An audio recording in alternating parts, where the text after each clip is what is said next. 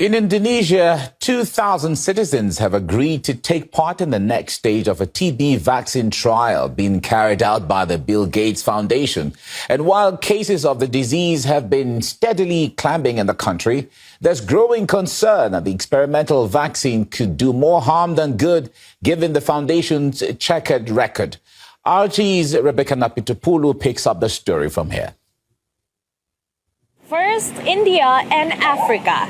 Now, Indonesia has become the West's latest testing ground for a new tuberculosis vaccine developed by the notorious Gates Foundation. As the Indonesian government doubled down on its fight against the disease, Bill Gates conveniently visited the country, supposedly to talk about President Prabowo's free meal program. But his vaccine ambitions have taken center stage.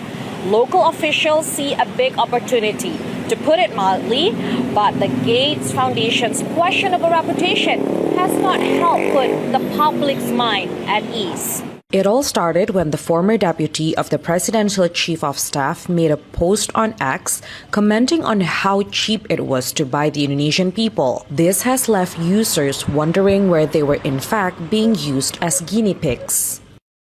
Screening people to be forced to become TB vaccine guinea pigs. Why don't other countries want their people to be used as guinea pigs? Only poor countries are targeted? Indonesia became a vaccine testing ground, and its people were used as guinea pigs.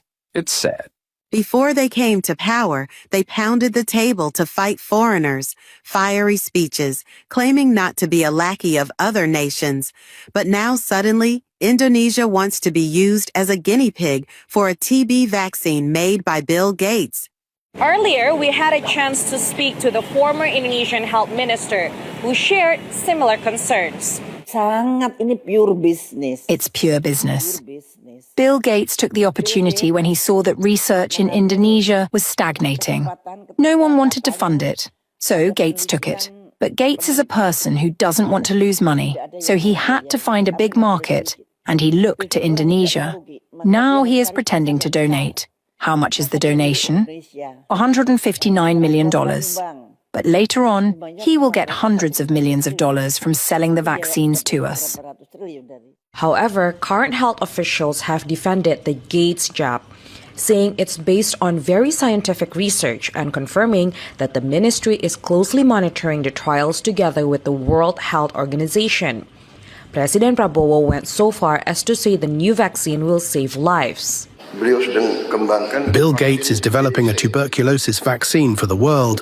Indonesia will be one of the places that will be trialed, and we have to recognize that tuberculosis is taking a huge toll on us.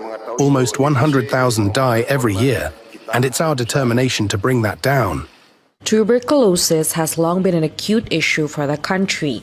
Since 2020, Indonesia has seen a dramatic increase in the number of cases, now reaching more than 1 million, with 125,000 deaths each year, this according to the country's health ministry. Indonesia is now conducting Phase 3 of the vaccine's clinical trial, which is supported by the Gates Foundation. But the vital question lingering in people's mind is, what safeguards are in place? Before being administered to humans, the substance had been tested on animals. After being considered safe, the testing proceeded to the first phase of trials on humans, involving a small group of 20 to 50 participants. The next trial phase involves a larger group of up to 300 participants. The third and final phase of the clinical trial, which will involve tens of thousands of participants from multiple countries including Indonesia, will kick off after the substance is declared safe in the previous stages. While the Indonesian government insists that the Gates TB vaccine candidates passed all safety checks in earlier phases, the Indonesian public is concerned by the ethics and health risks of the mass testing. Who would say it's not a guinea pig? If it's a test subject, that's the academic term for a participant. But the layman's term is guinea pig. You can't say human trials, human clinical trials. You can't. The safety has not been proven. The vaccine is not necessarily suitable for Indonesia. The vaccine was taken from an African vaccine.